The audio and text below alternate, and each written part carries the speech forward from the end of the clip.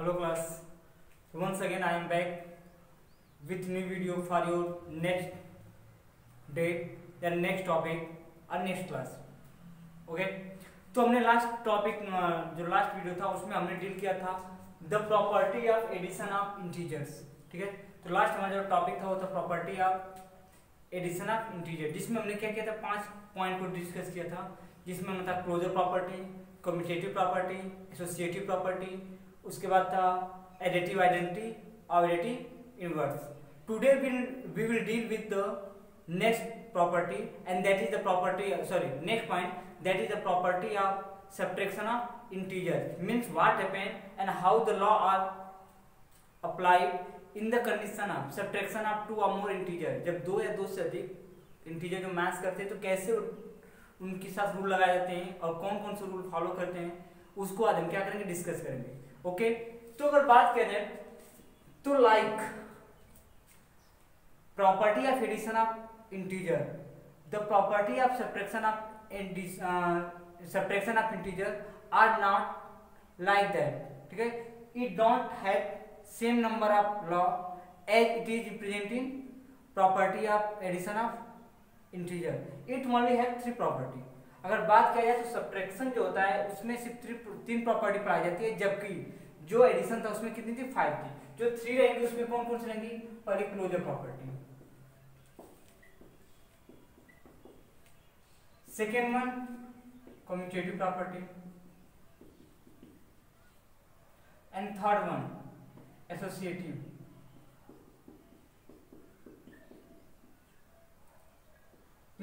There are 3 property which we will study in this particular point. Okay, देखा जाए तो 5 जो प्रॉपर्टी थी इसमें सिर्फ और सिर्फ 3 मैंने लिखा है. 2 जो प्रॉपर्टी मैंने छोड़ी है वह एक additive identity and second additive inverse, जो कि नाम एडिटिव है, सिंपल बात एडिशन से रिलेटेड है, सब्ट्रैक्शन उसका कोई लेना देना नहीं है. First one is closure property. Closure property of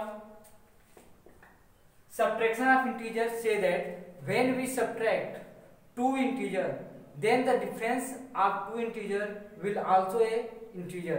का आया था कि अगर 2 इंटीजर को हम सब्ट्रैक्ट करते हैं, क्लियर, तो दोनों इंटीजरों का जो डिफरेंस आएगा, एक बार ध्यान रखना, हम 4 नेम देते हैं अलग अलग. ओके, फर्स्ट वन होता है सम. सम क्या होता है, the result which we obtain after the addition of 2 integer. First point clear. Second one difference. Difference is the result which we get after the subtraction of 2 number or 2 integer या 2 rational number whatever. Clear. Third product. Product is the result which we get after multiplication of 2 number. And fourth one is quotient. And that one is the division between 2 number. When we divide 2 number, then the result is called quotient. ठीक है, तो particularly हम क्या पहले आज करना है, closure property. Closure property में होता है कि जब 2 इंटीजर को हम सब्ट्रैक्ट करते हैं तो उनका जो डिफरेंस आता है वो भी एक इंटीजर ही रहेगा. फॉर एग्जांपल अगर एक नंबर क्या है, फर्स्ट नंबर सपोज इट ए है, सेकेंड नंबर क्या है, बी है. अगर दोनों को हम सब्ट्रैक्ट करते हैं तो it will become a minus b. Suppose result क्या आता है, सी आता है. यह भी हो सकता है कि बी माइनस ए करते हैं तो रिजल्ट क्या आएगा, सी आएगा, बट सिंबल क्या आएगा, निगेटिव हो जाएगा. अगर ये पॉजिटिव तो निगेटिव, अगर ये निगेटिव तो पॉजिटिव, मतलब सिंबल चेंज हो जाएगा, वैल्यू वही रहेगी. क्लियर, जैसा कि हमने उसमें पढ़ा था एब्सोल्यूट वैल्यू में, अगर 2 नंबर को डिफरेंस हम करते हैं, ठीक है, तो उनके बीच का जो डिफरेंस आता है वो तो फिक्स रहेगा, लेकिन डिपेंड करता है उसका सिंबल कि किसको हमने किसमें मैच किया है. अगर हम मैच करते हैं किसी बड़े नंबर में से छोटे नंबर को तो सिंबल पॉजिटिव आएगा. But we subtract, if we subtract a lesser number with the greater number, then the result will be negative. For example, अगर सपोज है कि हमें यह कहता है कि a जो है 5 है और b क्या है, 3 है. ठीक है, अगर पहले कंडीशन के हिसाब से देखते हैं तो हो जाएगा 5 माइनस 3, तो हमें क्या मिला, 2. क्लियर. अगर देखा जाए तो 5 भी क्या है, इंटीजर है, 3 भी क्या है, इंटीजर है, और 2a भी क्या है, इंटीजर है. तो क्लोजर प्रॉपर्टी के अकॉर्डिंग यह करेक्ट है. ठीक है, इसमें यह पढ़ा है क्लोजर प्रॉपर्टी में कि when we subtract 2 integer the result is also a integer.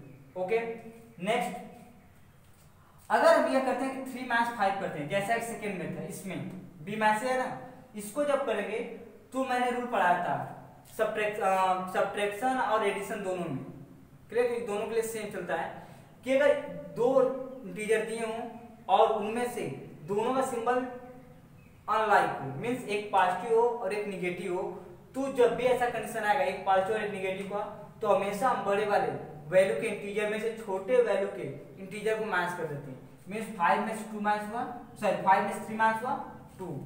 उसके बाद क्या करेंगे, जो सिंबल होता है बड़े का वो लगा देंगे। तो यहाँ बड़ा क्या था, 5 था, सिंबल इसका पॉजिटिव था तो हमने पॉजिटिव सिंबल नहीं लगाया, वैसे भी वो पॉजिटिव रहेगा। लेकिन यहाँ क्या है, निगेटिव है और निगेटिव सिंबल में लगाना पड़ेगा। Just for 1 minute.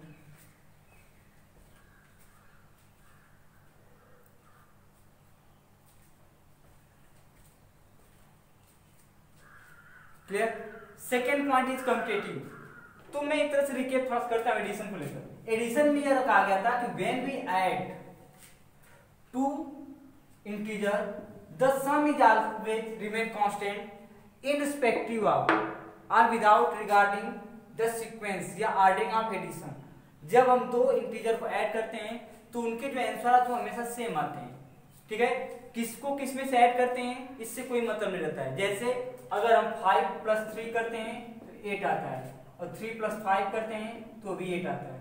क्लियर। ये एडिशन का था, किसका था, एडिशन का, सब्ट्रैक्शन का नहीं है, ध्यान रखेंगे बात, एडिशन का है। सिर्फ मैं रिपीट कर रहा था जो मैंने पिछले वाले वीडियो में पढ़ाया था उसको। क्लियर। अब क्या होता है, क्लोजर प्रॉपर्टी, इसी बोलते हैं क्लोजर प्रॉपर्टी। मींस जब हम दो नंबर को ऐड करते हैं और किसी को किसी में ऐड करते हैं और आंसर सेम आता है तो वहां पे हम क्या करते हैं, इसको कम्यूटेटिव प्रॉपर्टी करते हैं। अब आज ये बात कि does commutative property of subtraction hold, क्या कम्यूटेटिव प्रॉपर्टी सब्ट्रैक्शन में होता है? No, it does not hold. Why? Because one time we get the positive number and second time we get the negative number. Although the both have the same numerical value, but both are the different integer. So why we can say that the commutative property does not hold good for the subtraction of integer. अगर देखा जाए तो जब हम दो integer को match करते हैं, सब्ट्रैक्ट करते हैं आपस में, ठीक है, तो एक बार मैंने बड़े में से छोटे को मैच किया, फिर छोटे में से बड़े को दिया, दोनों में जो आंसर है वो सेम रहेंगे, बस सिंबल चेंज रहेगा, एक जगह प्लस और एक जगह माइनस। तो अगर देखा जाए तो सिंबल के अकॉर्डिंग दोनों अलग अलग इंटीजर में, एक पॉजिटिव इंटीजर एक निगेटिव इंटीजर, तो दोनों डिफरेंस में, तो हम कह सकते हैं कि कम्यूटेटिव प्रॉपर्टी नहीं लागू कर सकते हैं या नहीं अप्लाई कर सकते हैं, किसके लिए, सब्ट्रैक्शन के लिए।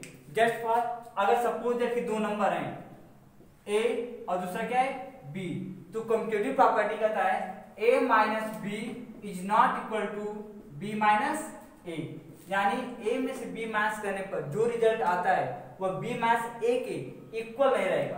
अगर इसको हम लिखते हैं, इसको हम क्या पढ़ते हैं, इक्वल टू, यानी ये इसके बराबर रहेगा, मतलब लेफ्ट साइड और राइट साइड में जो कुछ भी है आपस में बराबर है।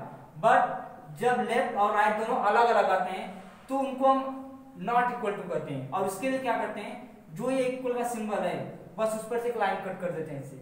ये क्या पढ़ाएगा, नॉट इक्वल टू। तो कह सकते हैं कि a minus b is not equal to b minus a, means a minus b करने पर जो भी डिफरेंस आएगा वो b माइनस a करने पर नहीं आएगा, ठीक है। न्यूमेरिकल वैल्यू सेम रहेगी बट जो सिंबल लगा वो डिफरेंस आएगा, एक जगह प्लस और एक साथ एक बार माइनस। तो सिंपल सी बात है कि दोनों अलग अलग इंटीजर हो जाएंगे। अगर एग्जांपल के तौर पे लें तो सपोज दैट a को लेता हूं मैं 5, b को मान सपोज दैट 3 लेता हूं, ठीक है, छोटा एग्जांपल लगा तो आप इजीली समझ सकते हो। अगर इसको मैं करता हूं पहले a माइनस b की जगह 5 माइनस 3 यानी कितना 2। अगर मैं इसको करता हूं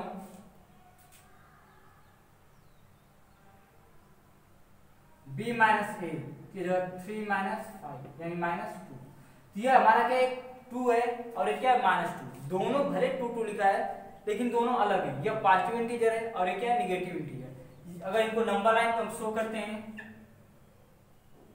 क्लियर, अगर we try to show this number on the number line तो होगा क्या, 0 यहाँ पे है तो यह पॉजिटिव है, तो 1 2 2 यहाँ पे होगा, जबकि -1 -2 2 -2 यहाँ पे होगा। दोनों क्या अलग अलग पोजीशन होल्ड करते हैं। अगर दोनों अलग अलग पोजीशन होल्ड करते हैं नंबर लाइन पे तो सिंपल सी बात है कि दोनों इंटीजर क्या अलग अलग है। इस हिसाब से हम कर सकते हैं कि क्लोजर कम्यूटेटिव प्रॉपर्टी सब्ट्रैक्शन में अप्लाई नहीं की जा सकती है। Means the commutative property does not hold in the condition of subtraction. Subtraction condition में सही नहीं होती है। Number one associative law. Okay, what is associative law of subtraction of integer? Suppose that we have three integers, then there are three integers and we try to subtract two integers taking a time, and after the difference we subtract the third one. In that particular condition we don't get the answer same in each condition. मैंने यह कहा कि अगर suppose associative law यह कहता है कि अगर हमारे पास तीन इंटीजर हों और उन तीनों में से किसी दो को हम पहले लेकर सब्ट्रैक्ट करते हैं और थर्ड वाले को बाद में लेते हैं, ठीक है, तो जितनी भी चांसेस बनती है ऐसा करने के सभी चांसेस में आंसर डिफरेंस आएगा। आंसर क्या आएगा? डिफरेंस। यह नहीं कि बस सिंबल चेंज हो सकती है, यहाँ तक हो सकता है कि न्यूमेरिकल वैल्यू भी क्या रहे अलग हो सकते हैं। जैसे यहाँ पे -2 और 2 आया था तो ऐसा उसमें हो भी सकता है और क्या भी हो सकता है। Just for example suppose that हमारे पास तीन है A B C, तो associative law of associative property of addition of integer, जो कि लास्ट टॉपिक में पढ़ा था, associative property of addition of integer, उसमें मैंने क्या पढ़ा था? हमने पढ़ा था कि अगर तीन इंटीजर होते हैं तो हमारे क्या करते हैं, किसी दो को पहले ऐड करो, यानी A प्लस B को फर्स्ट ऐड करो, फिर बाद में जो बचता है उसको। ध्यान रखोगे ब्रैकेट का मतलब ये होता है कि पहले इसको सॉल्व करोगे। तो पिछले साल आप सिंप्लीफिकेशन पढ़े होंगे चैप्टर 6 में, ये क्लास 6 के चैप्टर 6 में शायद होता है, तो वहां पे ध्यान दिए होगे कि जब हम सिंप्लीफिकेशन करते हैं तो हमें ब्रैकेट ब्रेक करना पड़ता है, और ब्रैकेट में अगर बार ब्रैकेट नहीं है, क्लियर, तो हमें पहले क्या स्मॉल ब्रैकेट ब्रेक करना पड़ता है। इसका मतलब जो ब्रैकेट के अंदर रहता है पहले उसको हम सॉल्व करते हैं, यानी A और B को पहले ऐड करेंगे, जो रिजल्ट आएगा यानी जो भी सम आएगा उसके साथ C को ऐड करेंगे। फर्स्ट कंडीशन ऐसे होता है। सेकेंड कंडीशन हो सकता है क्या, मैं ऐसे भी कर सकते हैं कि B और C को पहले ऐड कर लें और उसमें किसको बाद में ऐड करें, A को। थर्ड कंडीशन हो सकता है कि पहले हम A और C को ऐड कर लें और फिर किसको B। यहां पे भी वही कंडीशन हो सकता है, क्लियर, कि हम A के साथ B मैच करें फिर C मैच कर लें, ठीक है। इसमें बहुत सारे बन सकते हैं, या फिर B के साथ A मैच करें फिर C मैच कर लें, ऐसे सब आगे पीछे हम क्या कर सकते हैं, एक्सचेंज कर सकते हैं। ऐसा बहुत सारा स्टेप बन सकता है, हमें लगता है बहुत चांसेस बनेंगे। तो हम क्या करते हैं, छोटा सा एग्जांपल जो 2-3 स्टेप करते हैं उसके लिए। अगर मान लेते हैं कि A की वैल्यू 5 है, B की वैल्यू 3 है, C की वैल्यू -2, तो हम अप्लाई करते हैं क्या, इसी को, ठीक है। तो पहले दो इंटीजर को मैच करते हैं, फिर जो उनका रिजल्ट आता है उसमें तीसरे को हम क्या करते हैं, मैच करते हैं। अगर देखा जाए तो पहले अगर ये कंडीशन को लेकर चलता हूँ, इसको जो पार्टिकुलर ये लिखा हूँ, तो हम क्या लिखेंगे 5, B की जगह 3, क्योंकि माइनस सिंबल पहले से लगा है, क्लियर। फिर ये माइनस और C की वैल्यू -2 है। जब दो सिंबल एक साथ आते हैं तो हमेशा हम ब्रैकेट लगाते हैं, क्लियर। इसको जब सॉल्व करोगे इट विल गिव 2, इसको जब करोगे ब्रैकेट ब्रेक करोगे, symbol multiply minus into minus plus, यानी नेगेटिव टू नेगेटिव पॉजिटिव, और ये क्या 2 कितना देगा 4। तो इस कंडीशन के हिसाब से आंसर कितना आना चाहिए, 4 आना चाहिए। अगर मैं इसको अप्लाई करता हूं तो यहां पे हो जाएगा 3 - 5 -2, ये हो जाएगा हमारा -2, क्योंकि एक प्लस और एक माइनस है, तो सिंपल सी बात मैच करना पड़ेगा। जब दो अपोजिट सिंबल एक साथ आते हैं या दो इंटीजर ऐसे आए जिनके सिंबल अपोजिट है, तो उन्हें क्वेश्चन में ऐड करने का है, सब्ट्रैक्ट करने का है, उस पार्टिकुलर कंडीशन में सब्ट्रैक्ट ही होगा, और अभी बड़े न्यूमेरिकल वैल्यू में से छोटे वाले को। तो 5 - 3 2, और सिंबल बड़े का लगता है तो कितना रहेगा, माइनस सिंबल लगेगा, फिर माइनस प्लस। अब देख सकते हैं कि प्लस और क्या है, माइनस है, सिंबल सेम है, 2 - 2 सॉरी वैल्यू न्यूमेरिकल सेम है, सिंबल अलग अलग है, 2 - 2 0। तो यहाँ देख सकते हैं एक बार आंसर कितना है 4, और एक बार आंसर कितना है 0। इसी तरह आप और जब स्टेप करोगे इसमें अलग अलग कंडीशन पे, तो आंसर सेम अलग अलग आएंगे, ठीक है। अगर आंसर अलग अलग नहीं आते, क्योंकि सिंबल जरूर अलग अलग होंगे, ठीक है। बहुत कम चांसेस बनेंगे जब सेम आ सके, क्लियर। तो इस हिसाब से ये भी कर सकते हैं कि when we subtract two integer it only carry या होल्ड द प्रॉपर्टी या क्लोजर प्रॉपर्टी, ठीक है। It don't hold any other, it does not hold any other property, किसी दूसरे प्रॉपर्टी को होल्ड नहीं करता है। Just for example commutative property as well as associative property, okay. तो this was the all topics related to the exercise 1.1 of chapter 1 की जो exercise 1.1 है उससे रिलेटेड ये सभी पॉइंट्स थे, इतना इसका एक्सप्लेनेशन था। There is no example in the particular this exercise 1.1 में कोई एक्सरसाइज नहीं दिया इससे, so I am giving you the exercise 1.1 as a homework to solve on an own basis. If you face any type of problem you can WhatsApp me on the WhatsApp group, okay।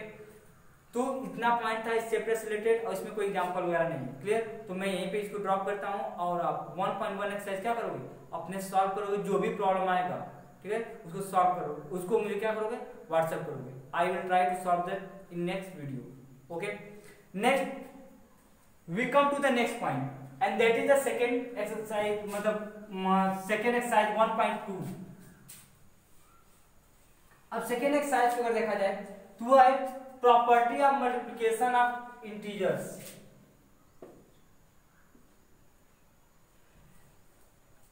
इसमें यह होता है कि जब हम दो integer या दो से ज्यादा इंटीजर को जब हम क्या करते हैं, मल्टीप्लाई करते हैं,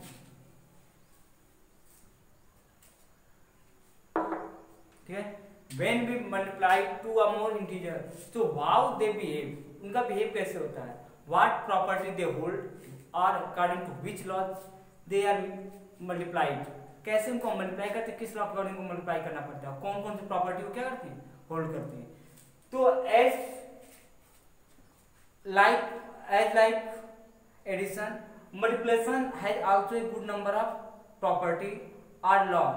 just for example first one is closure property. This property good for all the mathematical operation except division को छोड़कर सब में लागू होगा, ठीक है। एडिशन में हो गया, सब्ट्रैक्शन में हो गया, मल्टीप्लिकेशन में भी लागू किया जाएगा। तो फर्स्ट क्या है, क्लोजर है।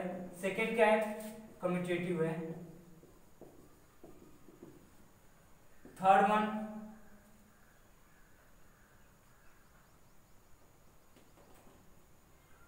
Associative. Fourth one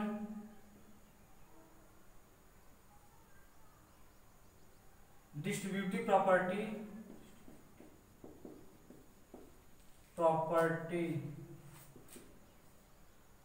of perhaps addition होगा मल्टीप्लिकेशन, ऑफ एडिशन होगा मल्टीप्लिकेशन।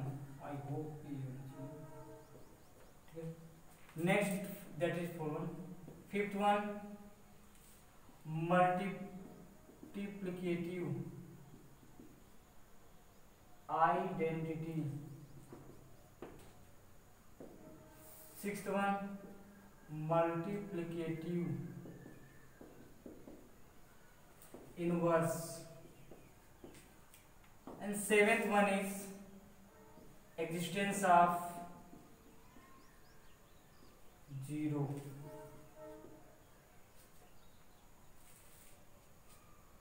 ठीक है, तो ये इतने लॉ हैं just for minute.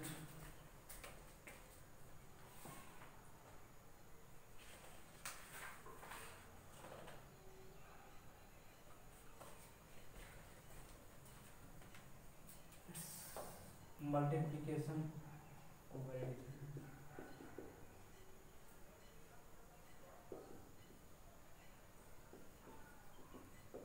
okay, so these are the 7 law which are associated or linked with the multiplication of integers।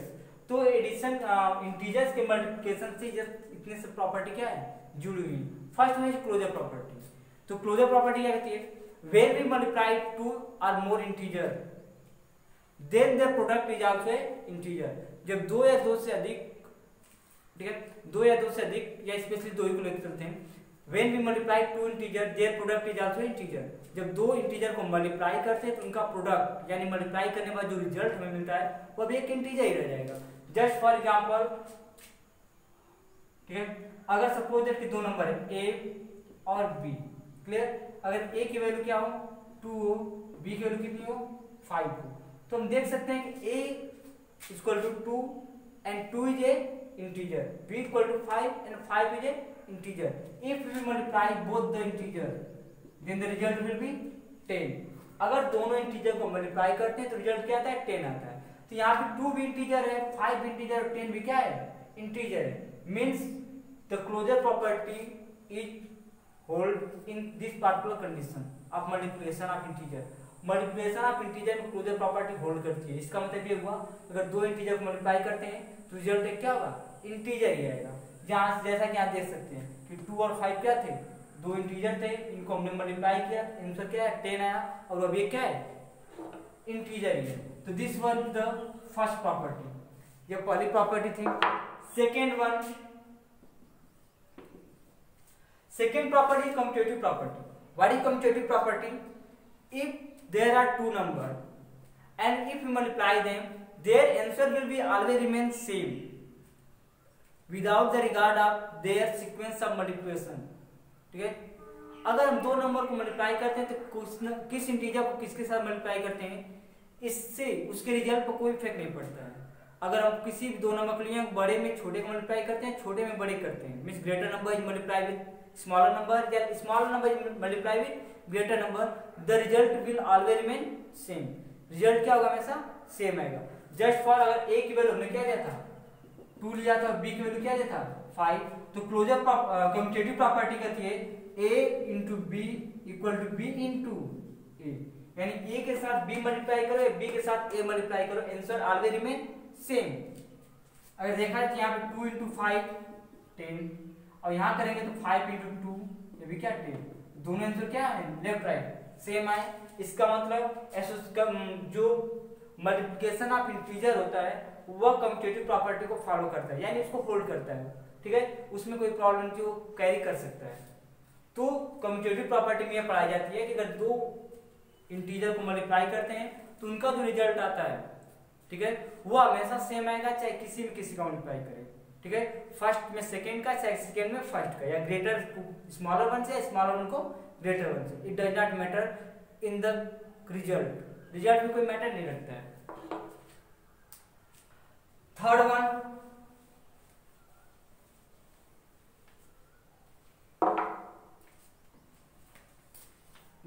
तो दो मैंने एक करा दिया, दो, अब थर्ड वन तीसरे का नंबर है एसोसिएटिव लॉ। तो ध्यान रखोगे बात, कम्यूटेटिव में सिर्फ और सिर्फ दो इंटीजर को लेते हैं, बट एसोसिएटिव में हमेशा हम कितने को लेते हैं 3 को लेते हैं, क्लियर। तो सपोज करो कि हमारे पास क्या है 3 integer a B c, a1 suppose 3 है, b1 -4 है एंड c -8 है, क्लियर। a b c 3 इंटीजर है जिसमें a की वैल्यू 3 है, b की वैल्यू -4 है, c की वैल्यू क्या है -8 है। तो first we define associative law of multiplication of integer. Integer की एसोसिएटिव लॉ ऑफ मल्टीप्लिकेशन क्या करता है, it say that when we multiply 3 integer with each other then their result is always remain same in each condition of multiplication whether we may multiply first with the third one or in any sequence, और मैं say that in any sequence. जब हम किसी भी sequence में integer को multiply करते हैं उनका जो रिजल्ट आता है वो हमेशा हर एक कंडीशन में सेम आता है, चाहे किसी में पहले मल्टीप्लाई करो और लास्ट में जो बचता है उसका करो, ठीक है, उसके सीक्वेंस कोई मतलब नहीं रहता है। फर्स्ट का सेकंड की जगह थर्ड करो, थर्ड का सेकंड के साथ करके फिर फर्स्ट का करो, इसका कोई मतलब नहीं रहता है, हर जगह आंसर क्या आएगा सेम आएगा। मीन्स अगर हम देखें तो ऐसा कर सकते हैं कि 3 कंडीशन इसकी बनेगी, ए के साथ पहले बी मल्टीप्लाई कर लो, फिर सी का मल्टीप्लाई करो, या ए के साथ सी का मल्टीप्लाई करो फिर किसका करो बी का, या ए के साथ बी के साथ सी का मल्टीप्लाई करो और फिर किसका करो ए का। In this 3 condition the answer will be always remain same. Just for अगर हम इसको लिख सकते हैं तो ए की वैल्यू कितना दिया है 3 है ना, ए की वैल्यू 3, फिर बी की वैल्यू -4। और सी की वैल्यू कितनी है -8। दो सिंबल एक साथ रहेंगे तो आपको लगाना पड़ेगा, यहाँ पर लगा लेना।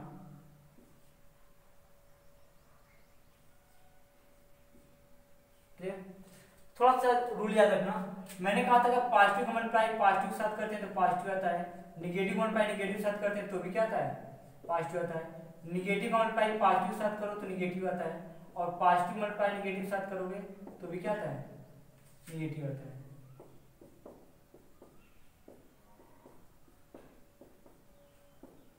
क्लियर? अगर यहाँ पे देखें तो ये इसके सामने कोई सिंबल नहीं तो पॉजिटिव है, और ये क्या है निगेटिव, पॉजिटिव निगेटिव निगेटिव, 3 4 जा 12 इनटू -8 है। ध्यान रखोगे जब हम दो इंटीजर को मल्टीप्लाई करते हैं तो we have to multiply two things, first one is sign, second one is value. जब हम दो इंटीजर को मल्टीप्लाई करते हैं तो हमें दो चीज मल्टीप्लाई करनी पड़ती है, साइन का और वैल्यू का, या न्यूमेरिकल वैल्यू जो दिया होता है। तो हम पहले साइन का मल्टीप्लाई करते हैं, यहाँ पे माइनस है और यहाँ पे माइनस है, तो minus into minus plus positive. अगर नहीं लिखते हैं तो भी कोई दिक्कत नहीं है, क्योंकि without symbol a number always consider positive. Negative दिखाने के लिए माइनस सिंबल लगाना जरूरी है, पॉजिटिव की कोई जरूरत नहीं है, अगर आगे तक तो और नहीं जरूरत है। अब 12 जा 96, तो पहले कंडीशन के हिसाब से हो गया क्लियर, इसके हिसाब से कितना है 96। अब इसके हिसाब से करते हैं, जब आप इसके हिसाब से करोगे तो ये हो जाएगा हमारा a की वैल्यू 3, c की वैल्यू -8 इंटू b की वैल्यू कितना दे रखा है -4, है ना। अब फिर वही काम होगा कि इसके सामने प्लस सिंबल, इसके साथ माइनस, तो प्लस माइनस माइनस 8 3 जा 24, फिर इसका क्या जाएगा माइनस, फिर माइनस का माइनस में करोगे क्योंकि दो कंडीशन है, साइन का साइन में होता है और वैल्यू का वैल्यू में होता है, तो minus minus plus, positive symbol लगाना जरूरी नहीं होता है, इसको हटा सकते हो। 24 4 जा 96, क्लियर, तो कितना जाएगा 96 हो जाएगा। नेक्स्ट वन तीसरा इसका, अब ये बचता है ना b इंटू सी इंटू ए, तो पहले b हम लिखते हैं, b कितना है -4 है, c कितना है -8 है, और a की वैल्यू कितनी है 3 है।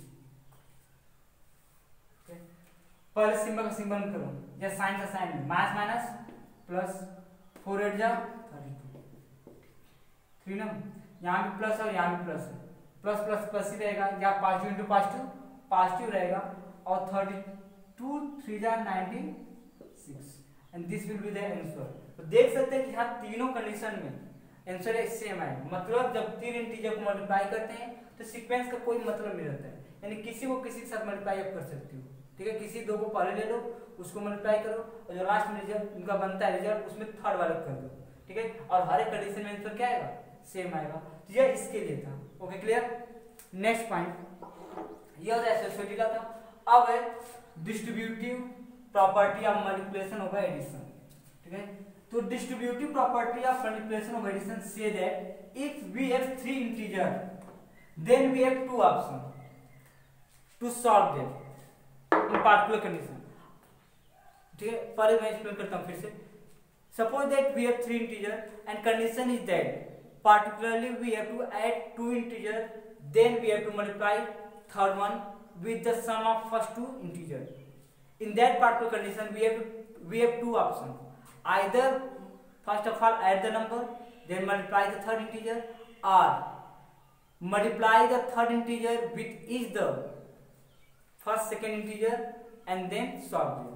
हमने ये कहा कि अगर सब डिस्ट्रीब्यूटिव प्रॉपर्टी ऑफ मल्टीप्लिकेशन यह कहती है अगर हमारे पास 3 इंटीजर हो और हमें करना क्या हो कि हमें उनको उनमें से किसी दो को ऐड करना है, फिक्स रहेगा कि नहीं दो को ऐड करना है और तीसरे को उनके साथ मल्टीप्लाई करना है, तो हमारे पास 2 ऑप्शन है, क्लियर। या तो पहले दोनों को ऐड कर लेते हैं फिर तीसरे को मल्टीप्लाई करते हैं, या जो थर्ड नंबर है उसको हर एक नंबर जो 2 बचे हैं यानी फर्स्ट और सेकेंड इंटीजर साथ मल्टीप्लाई कर लो और जो आंसर आता है सबको आपस में सॉल्व कर लो, क्लियर। तो इसका ये हो सकता है कि अगर suppose that A B C, अब हमें ये वाला पढ़ा है, ए बी सी 3 क्या है इंटीजर, ठीक है। और कंडीशन ये है कि ए और बी को पहले ऐड करो और फिर सी के साथ मल्टीप्लाई करो। तो पहला तो यही अप्लाई होता है कि ए और बी को पहले ऐड करते हैं और जो आंसर आता है उसमें सी को मल्टीप्लाई कर देते हैं।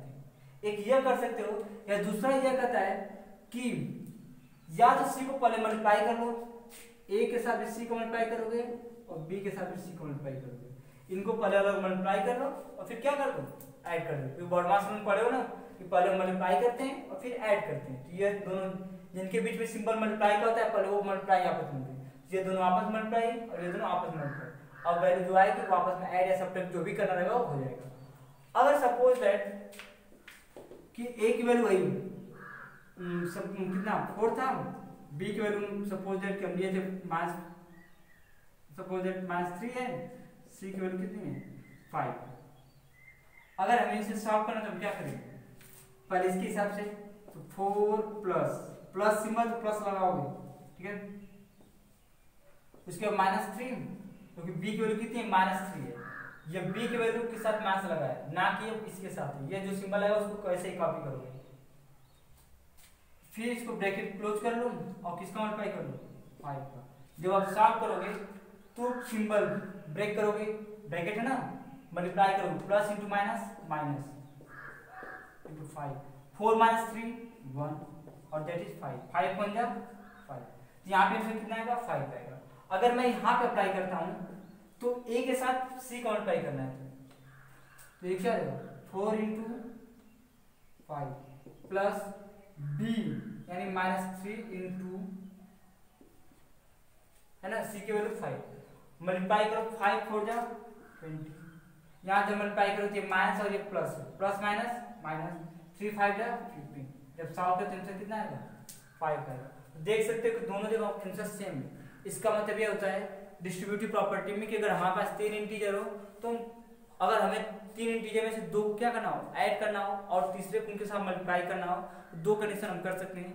या तो पहले दोनों को ऐड कर लो, उसके बाद थर्ड को मल्टीप्लाई करो, या थर्ड वाले को अलग अलग मल्टीप्लाई करो उनके साथ, फिर सबको आपस में क्या कर दो ऐड कर दो या सब्ट्रैक्ट कर दो, जैसा कंडीशन करता है। क्लियर? ये होगा हमारा कौन सा property, distributive property of multiplication over addition. Clear? तो ये हमारा इस तरह रूल था, a = 4 था, b = -3, c = कितना था, उसको हम रख के सॉल्व कर दिए। नेक्स्ट प्रॉपर्टी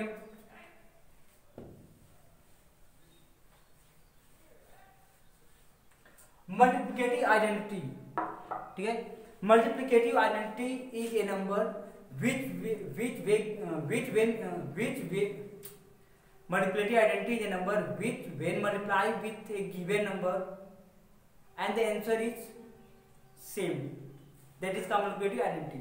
कहता है अगर मान लो कि कोई इंटीजर है और उस इंटीजर के साथ कोई पार्टिकुलर नंबर मल्टीप्लाई करते हैं, उस पार्टिकुलर नंबर के मल्टीप्लिकेशन के बाद भी अगर, ठीक है, अगर जो हमारे पास क्या नाम है इंटीजर था अगर उसकी वैल्यू उतना ही रहती है, जो नंबर हमने मल्टीप्लाई किया था उसको बोलते हैं multiplicative identity. Clear? Suppose that a के साथ किसी हमने नंबर को मल्टीप्लाई किया, इंटीजर को मल्टीप्लाई किया और आंसर कितना है ए, तो यहाँ पे जो लगेगा नंबर उसी को क्या बोलते हैं मल्टीप्लिकेटिव आइडेंटिटी, और वो होता है हमारा आइडेंटिटी जो होती है दैट इज 1, वो क्या होती है 1। क्लियर? अब उसी तरह क्या था, एक था हमारा एडिटिव आइडेंटिटी था ना एडिशन में, एडिटिव आइडेंटिटी में क्या था कि अगर कोई नंबर ए है उसके साथ कोई इंटीजर ए है उसके साथ कोई इंटीजर ऐड करते हैं और ऐड करने के बाद भी रिजल्ट कितना आता है ए देता है, जिन्हें हम ऐड करते हैं उसको हम क्या बोलते हैं एडिटिव आइडेंटिटी बोलते हैं, और उसको हम वहां क्या देते हैं 0। तो कह सकते हैं कि एडिटिव आइडेंटिटी क्या है 0 है,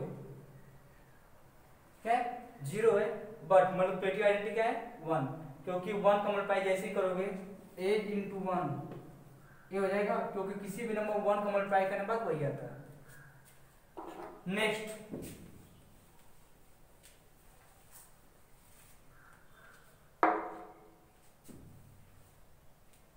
multiplicative inverse। What is multiplicative inverse? If there are two integer and both of them are multiplied with each other and the result is 1. In that particular condition, both of the integer are said to be multiplicative inverse to each other. अगर दो हमारे पास क्या हो integer हो और दोनों को multiply करने का रिजल्ट कितना आता है 1 आता है, ठीक है। उस पार्टिकुलर कंडीशन में ये होगा कि जो दोनों इंटीजर थे वह एक दूसरे के लिए, ठीक है, फॉर ईच अदर, ठीक है, नेम है थे मल्टीप्लिकेटिव इनवर्स, उनको एक दूसरे के लिए क्या कहेंगे मल्टीप्लिकेटिव इनवर्स कहेंगे। सपोज एक नंबर ए है और दूसरा नंबर क्या है बी, अब मल्टीप्लाई करने के बाद वैल्यू कितनी आती है 1 आती है। ए का a is multiplicative inverse of b and b is multiplicative inverse of a. Clear? ये रहेगा, मतलब अगर ए और बी का मल्टीप्लाई करना 1 आता है तो ऐसा हो सकता है, ठीक है। ये रूल के हिसाब से बस है। अभी मैं इसको एक्सप्लेन करता हूं। अगर कोई नंबर 5 है, क्लियर, तो उसमें हम किसी नंबर का मल्टीप्लाई अगर करते हैं तो वो कितना देना चाहिए 1। तो जो नंबर यहाँ पे हम मल्टीप्लाई करेंगे वो कितना आना चाहिए 1/5, क्योंकि 5 × 1/5 करेंगे कितना आएगा 1 आएगा। तो सिंपल सी बात है 5 का मल्टीप्लिकेटिव इनवर्स क्या होगा 1/5 और 1/5 का क्या होगा 5। यानी अगर ए नाम का कोई इंटीजर है, ठीक है, तो उसका जो मल्टीप्लिकेटिव इनवर्स होगा, तो मान लेते हैं हम चेंज करते हैं या इसको ऐसे लिख देता हूं, ठीक है, तो ये हमारा हो जाएगा 1/a और 1/a का क्या हो जाएगा ए हो जाएगा। क्लियर? मल्टीप्लिकेटिव इनवर्स और एडिटिव इनवर्स में अंतर था। मल्टीप्लिकेटिव इनवर्स में क्या है कि जो भी नंबर रहता है उसको अपॉन कर देते हैं, 5 का 1/5, 6 का 1/6, ठीक है, अब 1/6 का 6 हो जाएगा, ठीक है, जो न्यूमरेटर में डिनोमिनेटर में, जो डिनोमिनेटर में न्यूमरेटर में चले जाएंगे। ये होता है मल्टीप्लिकेटिव इनवर्स। लेकिन एडिटिव इनवर्स में अलग था। एडिटिव इनवर्स में क्या था कि दोनों का सम करने में 0 आना चाहिए। तो 5 का एडिटिव इनवर्स क्या था -5 था और -5 का कितना था 5 था एडिटिव इनवर्स।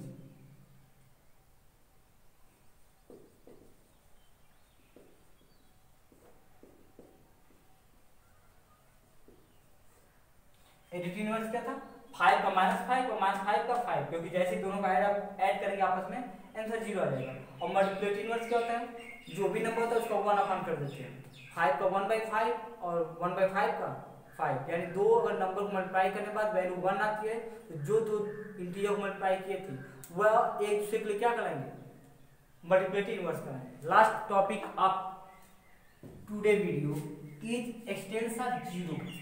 तो एक्सटेंस ऑफ 0 में यह कहता है कि if a integer is multiply with 0 और 0 is get multiply by any integer, किसी इंटीजर को 0 से मल्टीप्लाई करो या 0 में किसी इंटीजर को मल्टीप्लाई करो, answer is always 0। Just for a अगर कोई इंटीजर है और ए के साथ 0 को मल्टीप्लाई करो चाहे 0 के साथ a को मल्टीप्लाई करो, आंसर क्या होगा 0 होगा। This is the existence of 0। Clear? तो these are the property of multiplication of integer. Okay, तो आज मैं यहीं पे वीडियो ओवर करता हूँ, ठीक है। जो भी डाउट्स रहेंगे आप मुझे व्हाट्सएप ग्रुप में पूछ सकते हैं, जैसा कि मैंने पिछले वीडियो में बताया था, ठीक है, और इसी रिलेटेड जो भी पॉइंट रहेंगे, ठीक है, आप वहाँ पे पूछ सकते हैं।